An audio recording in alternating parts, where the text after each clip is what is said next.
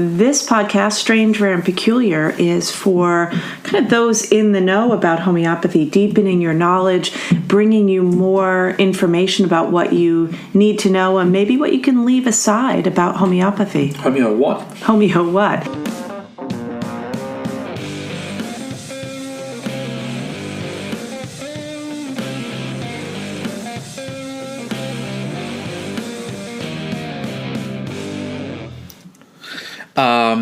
We are underway. Good morning. Afternoon, evening, tomorrow, yesterday.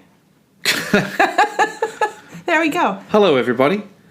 And good morning to you. It's podcast time. It is. It's birthday time. It's birthday time Monday. It's not my birthday. Nor mine. Whose birthday? Hahnemann. Hahnemann's. Hahnemann's birthday's coming up. Hahnemann's birthday. Monday. Are you sure it's Monday?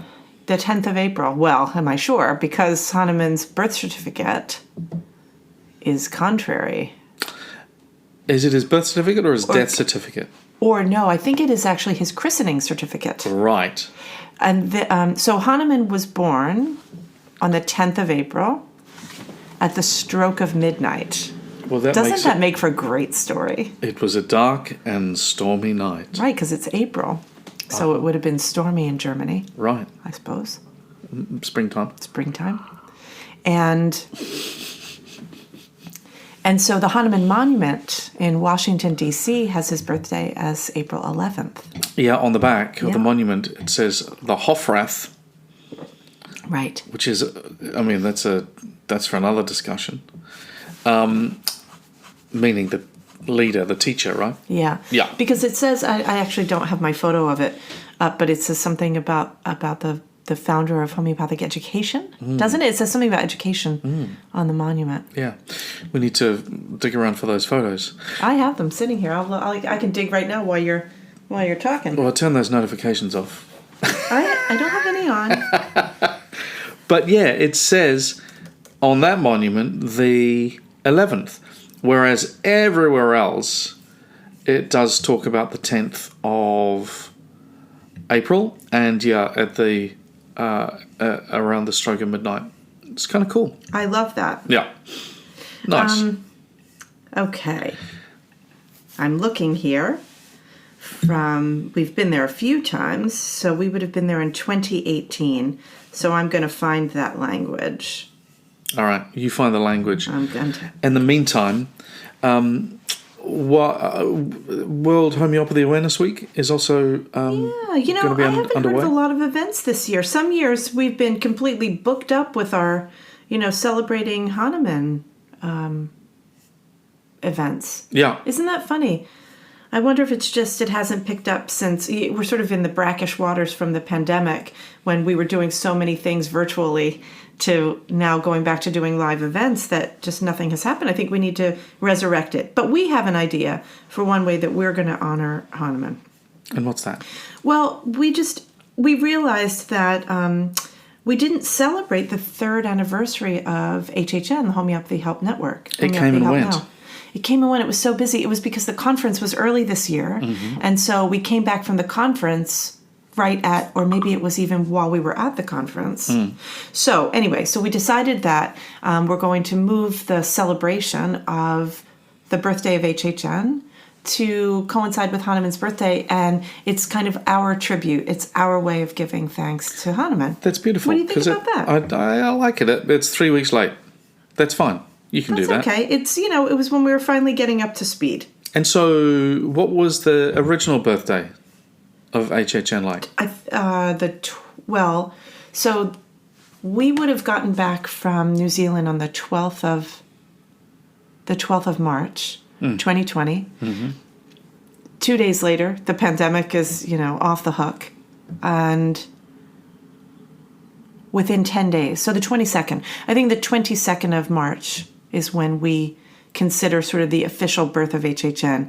We were sort of piloting it from the first client. And I think I would have reached out to people by the 15th or 16th. And so it would have been like 5 days before it was systematically underway. Because you had, you were snowed under, right? Yeah, I mean, it was, I think any of us who worked with the communities that were first hit For me, it was Crown Heights, Brooklyn, the community of people that I, served there. And they got hit so hard, so fast, and we had no idea what we were doing. But, it was interesting because as we were talking about what would the shape of today's podcast be? And of course, right away it was, we have to celebrate Hahnemann. I mean, this will air around the time of his birthday.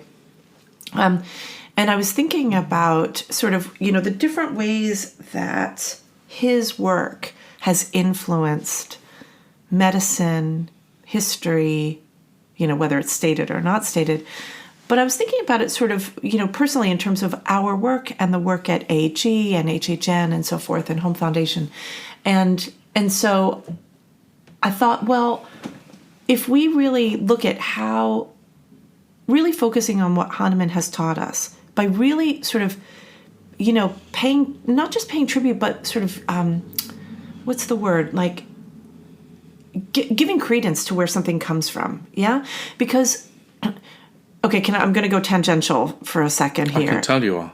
Yeah, I know, because there's something that I've been thinking about, and that is, I think about how people love homeopathy so passionately. It's like people become infected with, it's like sort of a funny word, but with love for this modality.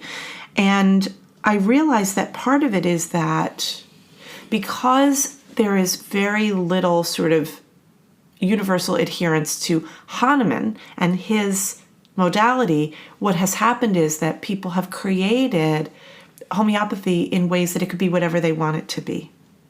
And in a good way and a not a good way? I mean, like everything, right? There's there's a little bit of good and something that's not good and vice versa. But, so, for example, when I think about the way I practice, I think that I would be considered a Hahnemannian homeopath, but I have learned and borrowed from person-centered therapeutic approaches, and I use those techniques in my case-taking. Yeah. To, I suppose, augment what I would do, or augment getting the information. It's another more modern approach to getting information.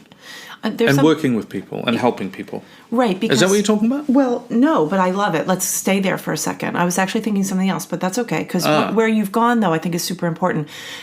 You say something to the students that I love, and that is, like, use your intuition in your case-taking and your intellect in your analysis, something like that? Well, I said there's no room for intuition in your case analysis, yeah. Right. But in the gathering of information, there sure is, right? Because we all have these ways in which we... Have you been listening to my lectures? I mean, when I can, I do, of course. Of course. Because there is a way in that homeopathy has, over the course of the last 200 years, not even, I guess it would be the full 200 years, it has become something that is, I think, so much more than where it began. And in order to sort of get the most out of what it can give us, there's sort of this combination of the fidelity to what Hahnemann brought to the table and then bringing it forward, right? So, for example, when we talk about provings, right? So, and I think, okay, just for context, I think why I've got this on the brain is because I've been with the part-time year 3 folks. It's the beginning of their critical thinking in contemporary methodologies suite of lectures. And so a lot of this is top of mind in going through this with them, right? But at the same time, working through with the semester 4 folks in full time, looking at application of principles. And so, for example, one of the things that I was doing with the part-timers was we had 4 hours over the past 2 weeks where we sort of looked at all of the new sort of materia medica and methodologies and asked critically thought through questions about their sort of clinical validity, right? But the thing that I want the students to get is not this person is good, this person is bad, do this, don't do that. I mean, nothing is that straightforward. Wouldn't it be nice? But rather to ask questions about whether new entrees into this healing modality can be linked back to Hahnemannian principles or not? And if they don't, how can you understand them, since you've got to use a different set of criteria for determining sort of what the outcomes are? Okay, so one of the things we talk about is provings. And I know you and I both teach about provings in the contemporary setting, right? So if we talk about provings, though, and we look at Hahnemannian proving, or post-Hahnemannian proving, a lot of these provings, which I love that our students will catch it if, like, I'm teaching materia medica and I don't have who proved it. They're like, excuse me, where'd this remedy come from? It's so good. They're so well, entrenched in it. But you look at the proving information and it's like, so-and-so did, a 1x trituration over 3 days. And they're like 2 people who were provers. Or like your example that you always use as the platinum proving, where there were no women provers, and yet this is a female hormonal remedy extraordinaire, right? So how do we sort of close that circle? Well, there are gaps for sure. Right? Yeah. And so so then I'm going to fast forward to the more Hahnemannian than Hahnemann provings that we do now, and how much more information we get from it, and how interesting it is to sort of elucidate this much bigger picture out of remedies. But like, that's not what happened in the beginning, right? And yet so many of the newer remedies that have good provings teach us so much. The remedy that I will always go to for this example now is gallium. So like, for example, if people say, well, we should really work with the remedies that have the old information because we know them so much better. It's like, well, gosh, what happens when you've got a polycrest in the making that just hadn't been born yet, right? So when I think of the remedy gallium, and I'm so grateful for, all the provers. This was a gallium metallicum was proved in Dynamis, Toronto. Some of our friends, dear friends, including Molly Punzo, were provers in that. And that remedy, it sort of lay dormant until, Jeremy sent all the information. It was a Jeremy Sher proving, sent it to Jake Kiyakahi, who really dove in and sort of, using Jeremy language, cracked the proving, and it was really tough. Anyway, then it sort of is sitting there, and the proving is out, and maybe some people are teaching it, and then there are a handful of people who know it. But I had like a couple of cases, and it was just sort of random. Like, I read the proving, and maybe like 1 or 2 details stick, and then we get a couple of great cases in clinic, right? So like, this remedy, gallium metallicum, is like this incredible PTSD remedy. And it's there, and I mean, obviously we're not going to go into, deeply talking about materia medica, but just very simplistically, there's this way in which one facet of the remedy from this sort of human experience is people living on the edge of sort of waiting for the other shoe to drop. How many times do you hear that in a consultation, right? So we had a couple of amazing cases in our teaching clinic, like where you think, well, what would I have done otherwise, right? And so I then looked back at cases that I had where clients were like doing well, but not as much as I would expect. And what would I do? I would give aconite. Well, aconite is not a deep chronic remedy, but like, you get a little mileage. Or you give arsenicum for the anxiety that comes from this sort of feeling, right? And then all of a sudden, gallium is born. And gallium is not like some weird substance. I mean, it's a mineral remedy. You look at where it sits on the periodic table. It sits in the neighborhood where you've got, phosphorus and sulfur and arsenicum and germanium, right? So it like sits in a neighborhood where you've got minerals that are, that we know have polycrest, usage. So anyway, now all of a sudden, we've got all these students, because they've seen gallium in the wild with a client. I've now been able to experience the healing from several of my clients. Oh, I left out the part. I went back after seeing it a few times in clinic, going back to clients that I got mediocre results. And it's like, there you go. One client that I've been working with for years and years, who's done well, she sticks it out. She's had great, results. She got gallium, and she said something to the effect of, is it possible that this is the remedy that I've been waiting for? Like, what? Yeah? Okay, but here's the thing. That's amazing. Right? Hahnemannian provings they don't have that not heft, but like that sort of deeper analytical, sort of psychoanalytical interpretations that we do. And we can't really go back and extract those from provings that are long gone, because the simple language is often not there. Right. And it might be a bit of a projection if we start to do that. Don't you think? Yeah, I do, actually. And some of those, you know, big fan of Hahnemann that I am, some of those provings, I think we can still be really, really confident in them. Yeah. But there's a number of unknowns in them as well. And some of the unknowns are also some of the individuals, you know? Right. I mean... You know the Nenning story and... Tell it. Well, they called him a symptom factory. Yeah. The symptom factory. I think he's responsible for 44,000 symptoms. Holy macaroni. Let me just think if that's correct. It's I teach that lecture each year, and I always, you know, get clear on the stats. Sulphur's got 16. I think it might be 44,000 symptoms. Wow. Now, a lot of those symptoms are the same symptoms. And there's another one. Nenning was the symptom factory, but the questions that have arisen over the years have been around Langhammer. Right. And Langhammer was, again, a student of Hahnemann that seems to have been quite a character, and quite a depressive character. But it doesn't stop each and every proving that he was involved in. He's the one that comes up with the, it's another day. Right. He's like the Eeyore of provers. He's the Eeyore. He's the you know, the Hitchhiker's Guide to the Galaxy. Yeah. Yeah. He's the, you know, the depressed robot. I suppose I better park the car now. And so, and then, you know, questions like and these are legitimate critical thinking questions. You know, Friedrich Hahnemann, when he was a part of tell who he is. Hahnemann's son, who injured his back. Yeah.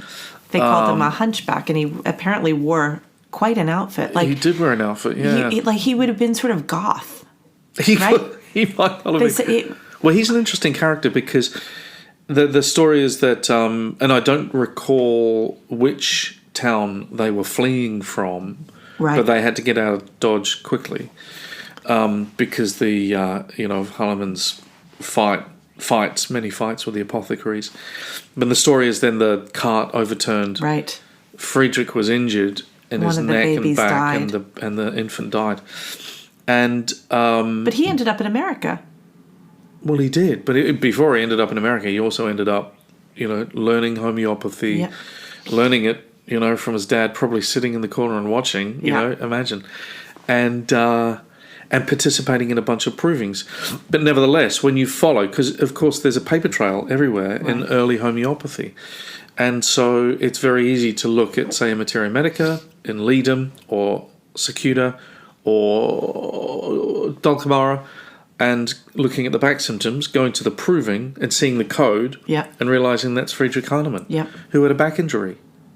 So there are legitimate questions around the way in which those the unknowns about those early provings. Yeah, many folks have said, even notwithstanding all of those questions, we can rely on them. You know, remedies that have just quietly dissipated away from our consciousness over the years have dissipated and gone away because the quality of the information's no good.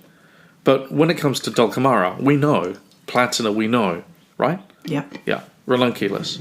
All of those early Hahnemannian remedies, they seem to have stood the test of time with the unknowns included there. And, Well, it's interesting because, you know, I'm always thinking about my next research question. Yeah. So, because, you know, like when you get into doing research, it's like you amass this information and then the next question presents itself and it's like, oh dear, didn't think about that. And so one of the things that I've been thinking about, because, you know, I spent all this time, I sort of, just for context, if you're new to the podcast or this information, so I spent a lot of time looking at Hahnemann's origins. So in other words, what information informed the ways in which Hahnemann put together this system of medicine that we now know as homeopathy and the arc of its changes over time, which I find fascinating and I could talk about endlessly. Then, and I do, actually. And funny enough, I do.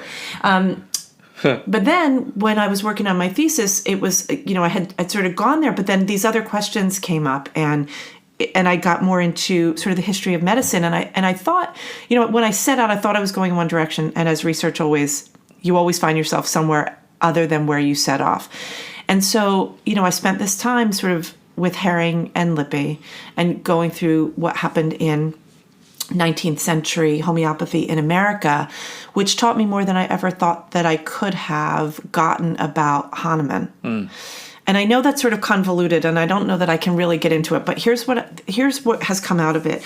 In reading all about homeopathy education, right? Because part of what landed me there is that homeopathy education really started in America, and sort of what were homeopaths learning, and as educators, always asking ourselves, what are we supposed to be teaching?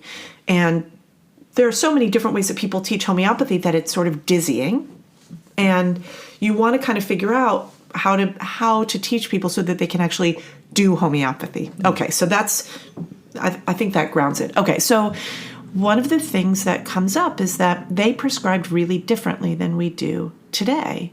There was a lot more, and I'm leaving out sort of the sort of physical, medical way of doing it, but because there was less of this synthesized information, you get more what we would now consider keynote prescribing. So aphorism 153 becomes so much more important in early prescribing because they hadn't developed stories about remedies. Right. Right? Now, I've grappled with aphorism 211 for a long time, as you know, right? I mean, maybe that's my next tattoo. But the grappling has to do with sort of this post-Kentian, then Vitolkian, then Sankaran, then up into contemporary homeopathy, where this quote-unquote essence becomes the story, the mental and emotional story. And that's not really what 211 is about. And yet, Hahnemann clearly believed that it was the most important symptom. So aphorism 211 is where Hahnemann says that it's the mental and emotional symptom, basically what the patient can't hide, that is the deciding factor in your prescription. But then it became, well, why not then just start there? It's kind of like how Hahnemann tried starting with sulfur to clear psora in a case. Yeah, all right. So if we come back to that, but Hahnemann, he definitely believed it because he restructured how you orient a proving to put the mental and emotional symptoms first. So the question that I would ask, and I almost want to channel Jeremy here because I think that, and in all fairness, because I've studied with Jeremy Sher and his language speaks to me, but the ways in which he has asked us to think about approving through the language of as if one person makes total sense. And it's complex. And I think what I appreciate about it is that it doesn't just say, let's come up with a mental and emotional thing, but it is through the lens of simple language and braiding together the simple language, it creates a comprehensive picture where the mental, emotional, and physical speak the same language. It's like a trifecta. Okay, can we now join that back to the fact that didn't exist? Got it. But that doesn't make it wrong. I love it. Of course, I'm not saying I love it. But then how, and this is like a sort of a direct question for you, because how do we then utilize the old remedies in that way? Because as you said, we'd be projecting onto them. So do we have a divide in our materia medica? Oh, well, I mean, we do, because, I mean, if you think about, I'd just answer it like this. If you think about the original 90 remedies that were proved... You're talking about like fragmenta and materia medica pura before chronic diseases. No, after chronic diseases. If we just think about Hahnemann's body of work and his mates, the proving union, you've got it's actually a coherent body of work, and you're right, there's nuances within there. Yeah. But then Hahnemann dies 1843, and then there's Herring's proving union in Philadelphia. Which I used to think was the bomb until I realized that it's so toxicologically oriented. Hang on. Sorry, I got all fired up. So you've got remedies coming into our materia medica like listen. You've got the remedies coming into our materia medica that are inspired by Native American herbal tradition, Right. echinacea, gelsemium, Yeah. all of those remedies coming in as well. You've got the remedies coming into our body of work, and then Kent. It's interesting because it changes with Kent. Yeah. And so what I'm saying is that the lens that you look at that information from will inform about how Right.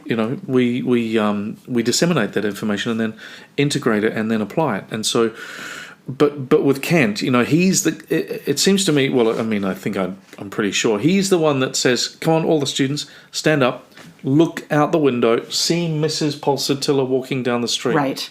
see Mr. Arsenicum over there," and building that, like you said, that kind of person approach to materia medica. Now, while he did that, he wasn't always doing that because, of course, when you read his materia medica, there's a significant skill that he's also demonstrating as well. And he uses simple language. Good. Now, hang on. I just want to continue this Yeah. because I've not really thought about it like this before. When you get to the early 20th century, you've got other influences that are now arriving in popular culture from psychology. Yeah, exactly. That are contributing to the way that homeopaths think. So Freud wasn't invented when Kent was doing his lectures. There's an overlap, but not much of an overlap. And by the time you get Jung's influence in homeopathy, looking at our materia medica, that creates a very different profile of a remedy. And so in the 20th century, there weren't that many remedies. I don't think there's that many remedies arrived until, say, the 1980s and 90s, right? So you've got a little bit of Jungian, Freudian influence. But then, suddenly in 1985, or with Jeremy in particular... Well, I'm going to go back, though, because I think that's one good part of it, but there's more to it, because you've also got Goethe, who was a contemporary of Hahnemann. And so you've got the Goethean influence. What does that mean?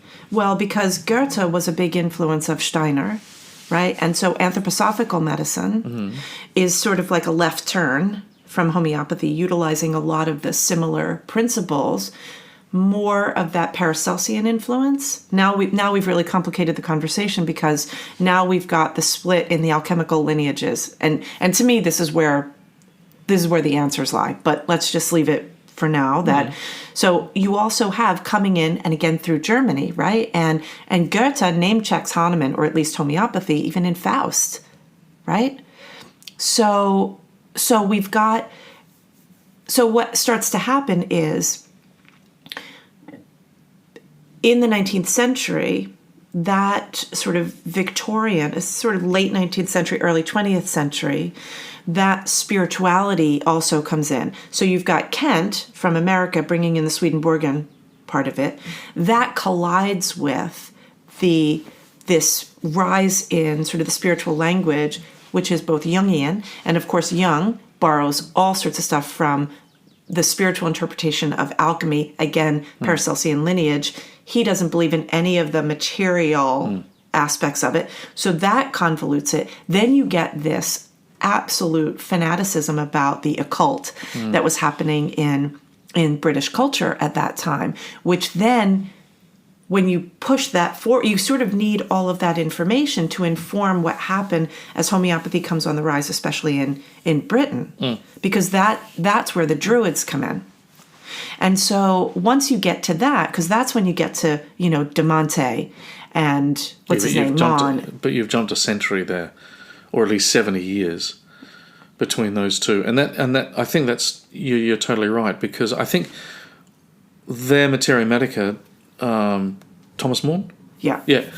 The century, because in between there, then you have the fight. That's where the spiritualist materialist fight comes in, but it's a different argument than the spiritualist thing that happens later with the Druids. The spiritualist, if I understand it correctly, the spiritual material debate that's happening at the turn of the 20th century is the high-low argument, and that's about dynamized medicine. And that's where you get, who's the low prescriber that fought with Hughes. Hughes. So that's where you get that, that argument, I think, is often misinterpreted because it's seen in the presentist way of how homeopathy got its sort of spiritual bent and aphorism 211 got completely convoluted later on down the pike. But if you go back, it's because they were still trying to grapple with the idea of dynamic disease. Does that make sense? Well, that part of it does, yeah. What I was going to say, because you asked me a specific question, and as we come forward to the 20th century, just tying up some of these ends really, I think it's just really interesting that so many remedies have been proved since, say, 1985, many of which are often used today, but most of which are forgotten, right? They've just there was a proving experience. Right. It's been used once by a homeopath somewhere with a bland response, and the remedies kind of die away. They're all available in our softwares and stuff, but how often do we talk about, I don't know, a prescription of? I think that's why some of the newer methodologies became really exciting, because I'm thinking about when we all started studying the sensation method back in the day. Yeah. And all of a sudden we were prescribing remedies that we never would have prescribed before. I mean, I can still think about a couple of prescriptions. One that really stands out was a Stillingia case. Like, when are you prescribing Stillingia? Or at least for me. It wasn't just in my, but I got to it. Now, of course, Jeremy wrote about it in the syphilis book, but I'm pretty sure. Yeah. But it was not a remedy that I really had thought about, but I got it through the very beginnings of how Sankrin laid out the plant families, with that, the miasm language. But so I think that there's a reason why we got excited, or we often get excited about these systems, right? Is because it gives us a way to find those smaller remedies. So is that what you were talking about right back at the beginning? Because you said, homeopathy is something that lends itself to being added to or adding to something else. Well, I'm asking a question because I have mixed feelings. Sorry, that's the sound of me pouring coffee from my thermos. Imagine if we were having this conversation with wine. I mean, it would just be chaotic. It's chaotic anyway. Yeah, it's just, I live in this space all the time. It's sometimes good to just defragment and get it out, right? Well, yeah. So here's where I come up against it. So here's a question for you. Because, so a couple things came up. One is homeopathy is a lot of things to a lot of people. And some of those things don't have anything to do with homeopathy. So the term homeopathy gets used as an umbrella term for not just anything that's a potentized medicine, but outside of the closer circles, it's also anything that's like natural or holistic, right? That's okay. So you've got that. But then when you sort of drill down into the world of homeopathy, and a lot of this is because we went into our dark ages in the, from the beginning of the 20th century until that sort of slow resurgence until we hit, the explosion recently. And so there was a lot of opportunity for lots of people to take it and through their own charisma, make it into something that fit their ideals. And it often works. One of the things that I think that I've come to terms with is that sometimes there are really sort of incredible healers who have a way within their own mind to see a path to giving a remedy that they get a good response with, even if it's outside of any of the, the philosophical tenets of homeopathy. The challenge is, and I think this is where you and I have talked a lot about it, is that that's not always reproducible. And that makes it difficult because it's like so-and-so's healing whatever, But homeopathy is reproducible. You were asking me a question. That was the background to a question. Well, the question, the question, I guess, is around... Homeopathy is reproducible, by the way. It totally is. Yeah. Yeah. But not when you add fancy business. Fancy business? Yeah. What's that? Well, I mean, there's a lot of sort of this, since we've been talking about this. You know that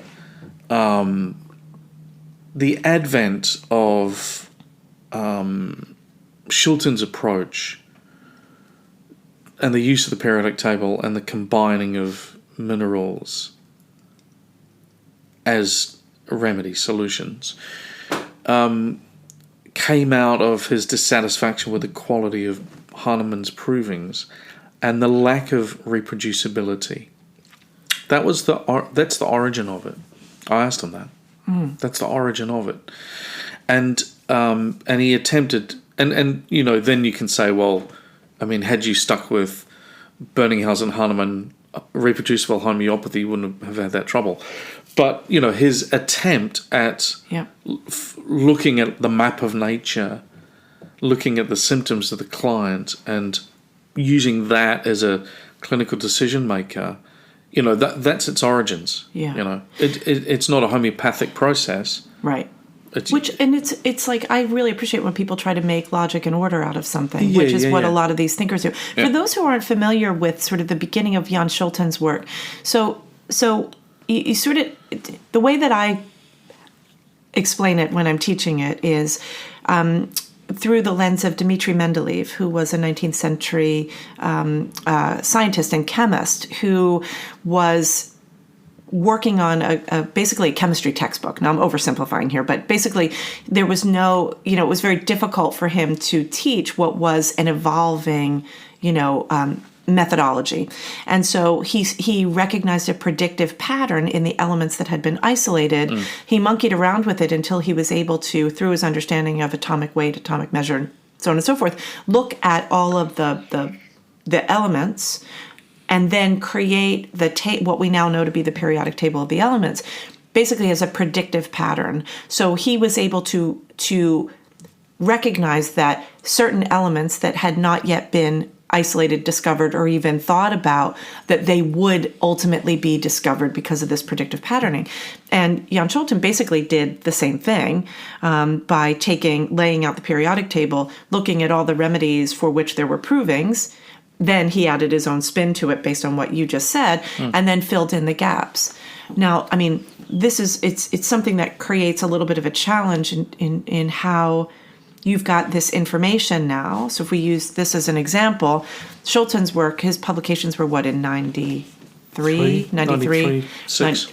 So since that time, lots of those remedies for which he had speculative ideas about what they might look like, just like Dmitri Mendeleev did, well, there are provings now. So I was talking about gallium before, right? Oh, right. Yes. So what happens now when you've got someone who is a luminary in the profession, or at least has a very big platform, and is considered to be the father of, the periodic table study in contemporary homeopathy, has outdated work.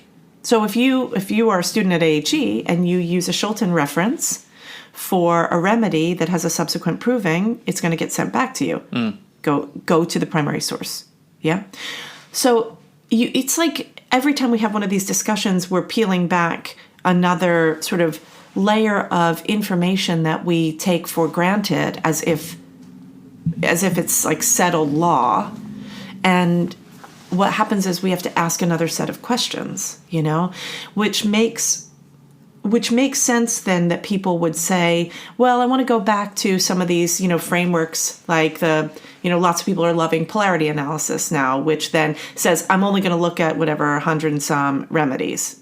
Okay. I mean, if you're grappling with how to integrate all of the information, I get that. It's going to make sense.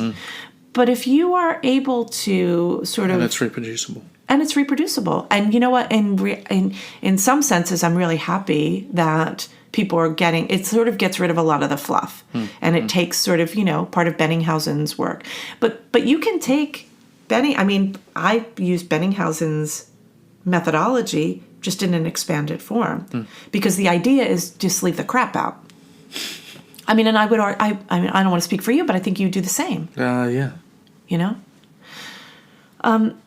Okay, but going back to this original point, right? So if I'm doing this from the framework of this suite of lectures that I teach about critical thinking, right? So one of the first things that I do when I introduce this concept is to, if we look at Hahnemann and Hahnemannian proving as sort of the gold standard, which is a great alchemical term to use, and say, okay, well, that's what we have to follow. And then you actually look at what those provings are like. It's like, okay, that's interesting.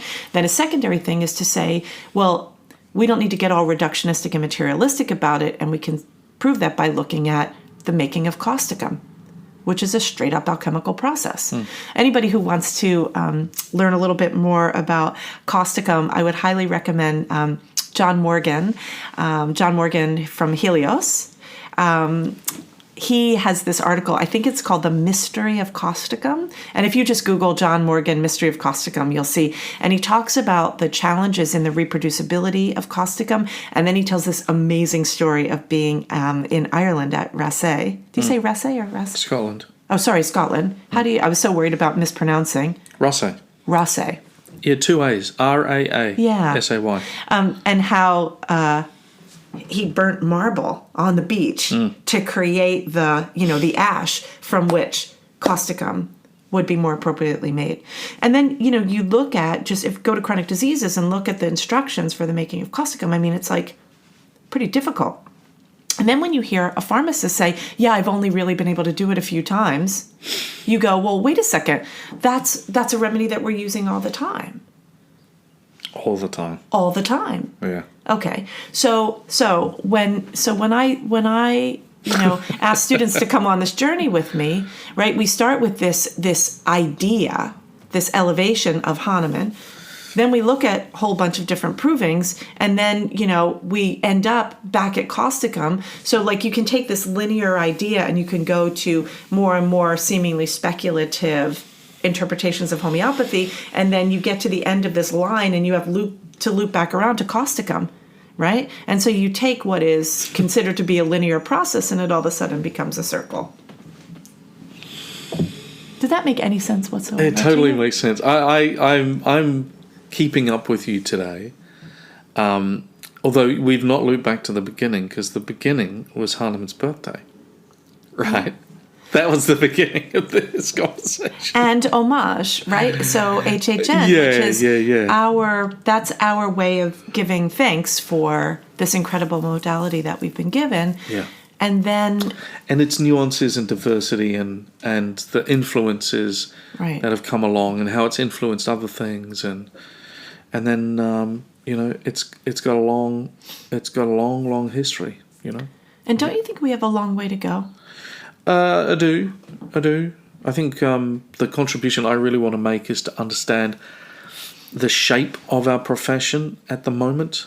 I want to get facts on what we do, our perspectives, our perceptions, with all of the work that we're doing with the PGRN, right, the Practice Generated Research Network, and our focus on robust research about us and about what we do.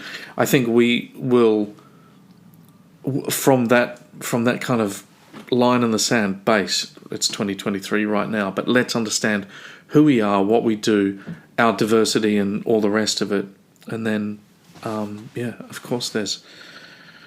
I'm glad you're doing that. I mean, I want to participate in that from the clinical side, but I want to ask a totally different question. Yeah. You're elsewhere, aren't you? I really am into what is homeopathy, And, it's funny because people who don't know us well, everybody projects onto everybody, whatever they think about them. Yeah. And boy, I'll tell you, I've been taking a lot of heat. It's amazing how cruel social media space can be and people can be. Oh my God. I mean, not to put this back on me, but I think just from a personal experience, I hope this isn't happening to other people. But, here we are trying to really provide a service. I mean, we consider ourselves to be in service to homeopathy by bringing up the difficult questions so that we can answer them together in non-judgmental spaces. And I can't believe how, the stuff that people are projecting onto me, and interestingly, not you. Yeah. Right? There's a way, and I think as a profession that is really dominated by women. It's got to be 90%. It's People got to be should more be than nicer. Like, if I'm willing to do the work and not judge you, I would just ask for that in response. Right? So I wish people would stop projecting that, because it makes it really hard to sort of gather a thick skin to be able to do this work. And I say that because people have projected sort of their own judgments in protection of what they think their homeopathy is, as if somebody's going to take it away. Without having any idea of where I've come from or my practice, which is about seeing what has worked and what hasn't worked through not just my personal practice, but years of teaching and seeing thousands of cases in the clinic and the supervision model that we've built, where, we as a group of practitioners ask hard questions about our own attachment to our own, how we've been taught homeopathy, and the ways in which, when you are left with clinical responsibility and you have, said you're pledged your fidelity to homeopathy and not to adding other non-homeopathic stuff to it, then you've got to ask hard questions. And so, I would set, I don't want to call it a challenge, but sort of a really serious request. I mean, I doubt the haters are listening, so I'm kind of, speaking to the people who are willing to listen to this. But, we, in the research work that we're doing at Home Foundation, and the education that the educational model we're trying to create at AHE is not about creating more differences, but rather, how do we understand the ways in which the differences that have sort of come forth over time have fragmented us as a profession, and the ways that we can bring that back by a greater understanding of when we practice Hahnemannian homeopathy, we get good outcomes, right? And I just don't understand how that should be a source of division. I think it should be a source of really robust conversation that's backed up by evidence and research. And celebration, especially. And celebration. In his birthday week. Totally. Because I think what I hope that this conversation has demonstrated is that we don't look at the, 18th and 19th century as being every single answer. Oh my. But as a roadmap. Yeah, totally. I feel like I feel like I have been able to do a better job with my client base, which is mostly kind of complex autoimmune stuff, through a better understanding of chronic diseases. That has been the tool that has helped me more than anything. And as you know, from being, around my practice for so long, I've tried lots of other stuff. I've done the studies of what would be considered more fringy aspects of homeopathy, nutrition, studying functional medicine, going to all those conferences. I've spoken at spirituality and medicine conferences. I mean, I'm not like some, just total right-wing homeopath, right? And I don't know what the difference right-wing, left-wing in homeopathy. I mean, I want to do that on that's our next podcast. I don't want to, because I don't care about people's politics. I don't. No, want it's to know. not about politics. No. You don't think it'll get interpreted in that way? Oh, maybe. Well, that would be different naive. language. I mean, that's that. No, but to understand. Well, you don't get arrows thrown at you. I mean, everything that comes out of my mouth now is subject to people sending me, hate. But what I think is, when, having gone down all those different roads, what I found is that I've gotten the most success in my clients and am helping others to learn through Hahnemann's philosophy and application of principles, But I did ask those other questions along the way, and have kept little nuggets of it for. Well, I think that's ultimately what we do, and yeah, same for me. So that's our celebration of Hahnemann, is just to say, like, this is the person who. I'm going to wear my beanie all day. Your Hahnemann beanie. In celebration. I love it. It's a bit warm, but anyway. It is. But it's not going to be warm on Monday here, so you can definitely wear it on his birthday. I'll do that.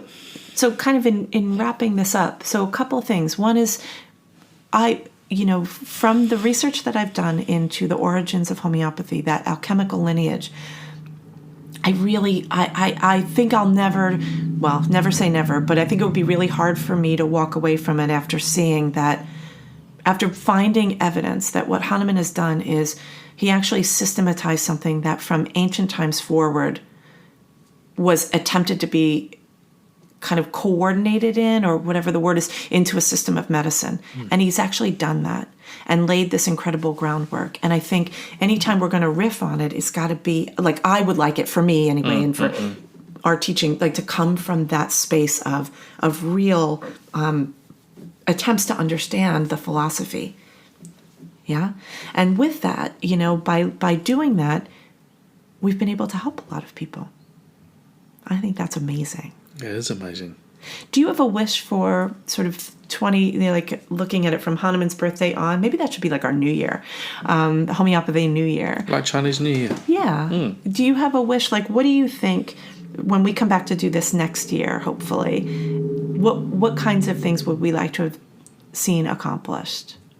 Oh, I've got a whole lot of sort of personal, I suppose, actually even egotistical desires and accomplishments, mainly papers published and a whole lot of steps forward in our research work. I've got like a conga line of papers lined up and research projects and the like, but I don't think that's what you meant. I'm not quite sure. I mean, for us, I do see some of the horizontal violence in our profession, within our profession that you're talking about. Yeah. I don't see it happening to me. I see it happening to you. And I think there's got to be a conversation about the way in which, I don't want to get controversial, but the way in which women communicate with each other that are often in positions of leadership. But I've seen that violence with you, to you. Yeah. Yep. I don't see it from you. And I would think that I would ask that we would be better than that. Don't you think? Yeah. I mean, we're pretty open as a group, I mean, our foundation is Home Foundation. It's a place for everyone. And which means that, just like in a family or with friends, you don't always agree on everything, but you find a way, and we learn through our differences, or at least that's it. You know what my hope is for the next year? Yeah, what's that? By the way, thanks for acknowledging that. I don't, I certainly don't want to complain, but I do think that when things go unsaid, it just creates more tension, and I don't want that. I don't have time for that. But one of the things that's happening that I love is that in the same way that this acceptance of diversity is happening, is that the conversations between parts of the homeopathy community, members of, stakeholder organizations, are having conversations that did not happen before.